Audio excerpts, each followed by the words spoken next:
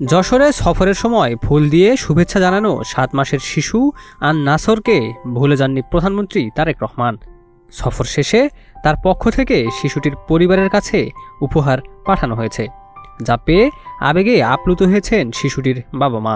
30 April সকাল 11:30টার দিকে যশোর শহরে আন নাসরের বাসায় গিয়ে উপহার সামগ্রী পৌঁছে দেয় আমরা বিএনপি পরিবারের সদস্য সচিব মোকসেদুল মুমিন মিথুন। জানা যায়, গত 27 এপ্রিল যশোর সফরে যান তারেক রহমান।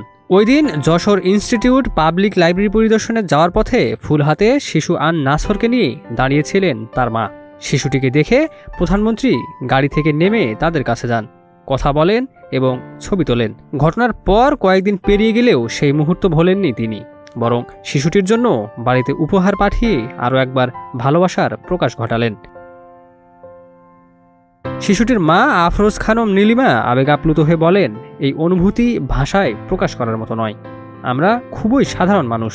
প্রধানমন্ত্রীর কাছ থেকে এমন সম্মান পাওয়া আমাদের জন্য সত্যি অবিশ্বাস্য এক ব্যাপার। তিনি আরও বলেন, আমি কল্পনাও করিনি তিনি আমার সন্তানকে দেখে গাড়ি থেকে নেমে আসবেন।